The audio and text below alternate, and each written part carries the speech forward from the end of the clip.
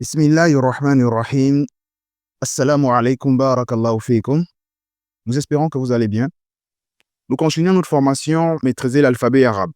Comme vous savez déjà, cette formation concerne le niveau 1, le niveau débutant al-mubtadi'oun. Dans cette formation, nous apprenons tout ce qui gravite autour de l'alphabet arabe, notamment les voyelles, également les prolongations et également la shadda. Bref, tout ce qu'il y a à savoir autour de l'alphabet arabe. Dans les deux premiers cours, nous avons déjà appris la haraka de la dhamma sur l'alphabet arabe. Nous avons d'abord étudié l'alphabet arabe. Ensuite, nous avons appliqué la haraka de la dhamma pour le son ou sur les lettres de l'alphabet arabe. Dans le deuxième cours, nous avons encore étudié les lettres de l'alphabet arabe. Ensuite, nous avons étudié la haraka de la fatha pour le son A et la haraka de la kasra pour le son I. Inch'Allah ta'ala, dans ce cours, nous allons étudier la haraka sukun, qui est la dernière et la quatrième haraka, ou encore la quatrième voyelle en langue arabe. Mais avant, Inch'Allah ta'ala, nous allons d'abord revenir sur l'alphabet arabe. Nous allons essayer de lire l'alphabet arabe pour voir si vous avez bien assimilé cet alphabet, Inch'Allah ta'ala. Alors, sans plus tarder, nous allons commencer. La première lettre, comment on la lit? On dit alif. La deuxième lettre, on dit ba. Troisième, ta ensuite, tha ensuite, jim ensuite, ha ensuite, kha ensuite, dal ensuite, dal ensuite, ra ensuite, zain ensuite, sin ensuite, shin ensuite, sad ensuite, bad ensuite, ta ensuite, va ensuite, ain ensuite, ghain ensuite, fa ensuite, qaf ensuite, kaf ensuite, lam ensuite, mim ensuite, nun. Essayez de lire avec nous, Inch'Allah. Ensuite, waou ensuite, ha et enfin, ya. Donc voici les lettres de l'alphabet arabe que nous avons étudiées. Les 28 lettres de l'alphabet arabe que nous avons étudiées dans les deux cours précédents. Nous allons essayer de lire en commençant de la lettre alif jusqu'à la lettre ya.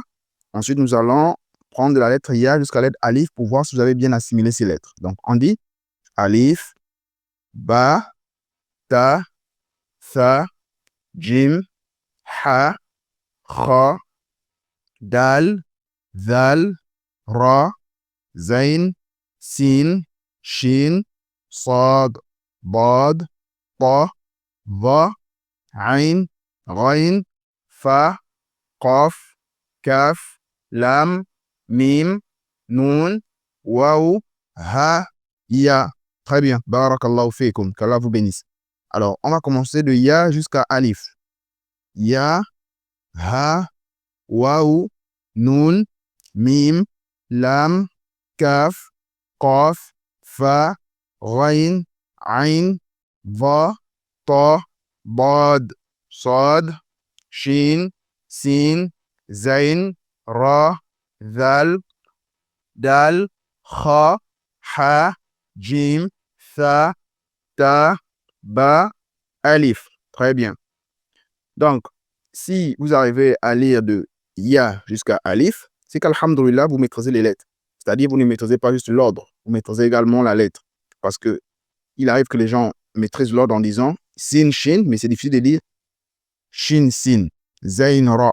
C'est-à-dire en commençant de la fin vers le début. C'est important de commencer de la fin vers le début pour voir si vous maîtrisez bien ces lettres-là. Barakallahu fikum.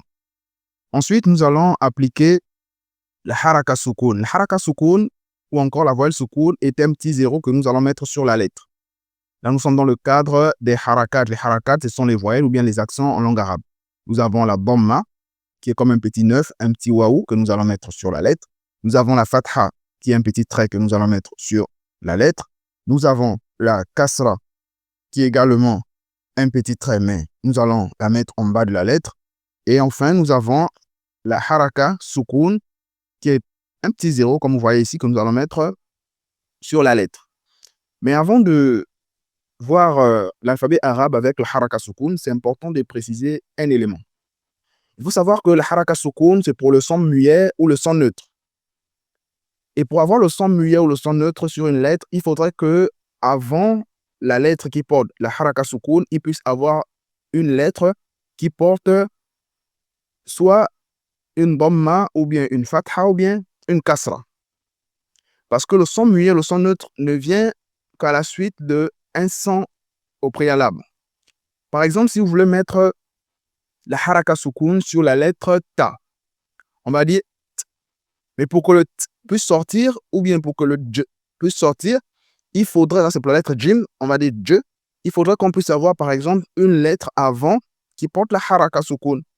Par exemple, pas la haraka soukoun, une lettre avant qui porte soit la dhamma, soit la fatha ou bien la kasra. Par exemple, je vais dire badj. Je vais par exemple dire tout. Regardez un peu dans la sourate Al-Falaq. On dit Qul a'udhu bi rabbil falaq. Bi rabbil falaq. Avant, nous avons d'abord un son qui porte une haraka, soit la fatha, soit la kasra, soit la dhamma. Ensuite, on termine avec qa. Donc, pour s'arrêter avec le soukoun, il faudrait qu'on puisse avoir d'abord une lettre avant qui porte un son. Par exemple, Alhamdulillahi Rabbil Alamin. On s'arrête Alamin. Attention, à l'écrit, il n'y a pas le soukoun, mais à l'oral, les Arabes, lorsqu'ils commencent avec un son, ils terminent avec le soukoun. Pour que ça soit plus clair, excusez-moi, nous allons voir ce cours-là, Inch'Allah. Nous allons commencer à appliquer la haraka soukoun sur la lettre alif. Regardez. Ici, on va lire ça ba. On fait comme une petite pause. On dit ba, ba. Il faut savoir que lorsque nous aurons la lettre alif et la hamza et la haraka soukoun, ça va nécessiter une petite pause. Je vais par exemple dire ba. Je vais dire ja. Je vais dire par exemple tha. Parce que la haraka soukoun et la hamza sur la lettre alif, à la base, ça ne se lit pas. Mais qu'est-ce qu'on fait? On fait comme une petite pause. Je vais dire ba. Raison pour laquelle nous avons mis ce signe-là ici. C'est pour dire que ce n'est pas ba.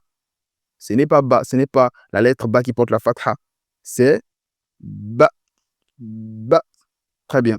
Ensuite, nous allons voir avec la lettre ba. Et cette fois-ci, le son que nous allons avoir avant la lettre ba qui porte le soukoun, nous allons choisir A. Parce qu'on ne peut pas directement dire b, t, non. Pour avoir un son qui porte la haraka soukoun, il faudrait qu'avant, il puisse avoir un son qui porte les trois harakat. Donc, nous allons dire ab. Vous voyez ici, il y a un son qui porte la fatha, ou du moins, s'il y a la fatha ici sur la lettre alif. Donc, on va dire ab. Ensuite, at. Ensuite, af. Ensuite, adj. Ensuite, ah. C'est la lettre ha. Et lorsque ça va porter la haraka soukoun, ça devient. Donc, je vais dire ah. Ensuite, ah. Ensuite, ad. Ensuite, ab. Ensuite, ar. Ensuite, az. Ensuite, as. Ensuite, ash. Ensuite, ash. Attention, il ne faut pas confondre as avec la lettre sin et ash avec la lettre sod. Ensuite, ab. La lettre dod. Donc, ab. Ensuite, at. Ensuite, av. Ensuite, a. Attention, ici, c'est a. Parce que à la base, la lettre aïn, lorsqu'on met la fatha, on dit a. Kasra, ri. Dhamma, rou.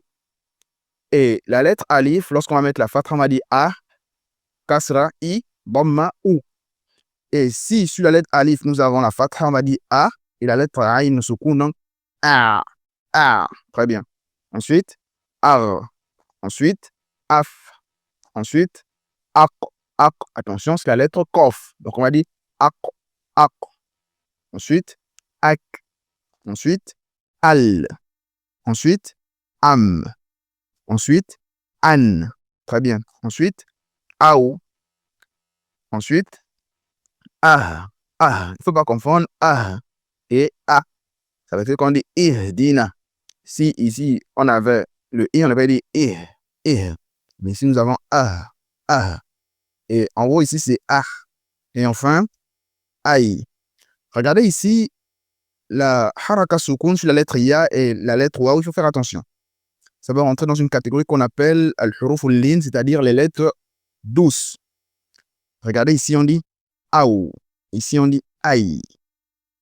Lorsque la lettre waou va porter la haraka sukun et avec une lettre qui va porter une haraka parmi soit la fath ou la kasra ou la dhamma, vous voyez que ça va donner une certaine douceur. Par exemple, je vais dire baï. Je vais dire par exemple taou. Bon, ça c'est avec la lettre ya. Avec la lettre ya, c'est la même chose. Je vais dire baï, taï, jaï, naï, zaï. Je vais dire par exemple boui, taï. Je vais par exemple dire jaï, khaï. Avec la lettre waou, je vais par exemple dire baï, taï. C'est avec, précisément avec la fatha et la kasra par exemple. Je vais dire baï. Je vais par exemple dire, bon, avec la lettre waou, je vais dire baou, taou, jaou, ou encore saou, chaou. Et avec la lettre ya, je vais dire quoi? Je vais par exemple dire taï, baï, naï, jaï, faï. Donc c'est ça. C'est Inch'Allah une catégorie qu'on va étudier dans le tajwid. On appelle ça al-huruf al-lin.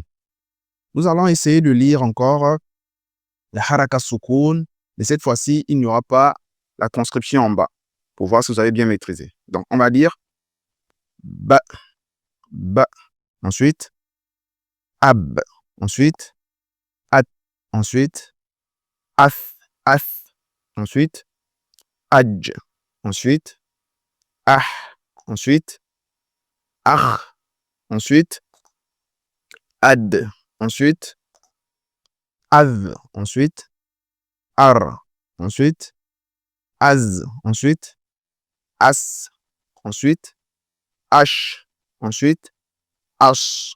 Attention, as et h. Ensuite ab, ensuite ap, ensuite av, ensuite a, ensuite ar, ensuite af, ensuite aq, ensuite ak, ensuite al comme alhamdulillah, ensuite am, ensuite an, ensuite aou, la douceur, aou, aou, baou, taou, jaou, ensuite ah, et enfin aïe. Si on mettait la lettre ban, on avait dit baï, la lettre sa, saï, jaï, khaï, haï. Très bien.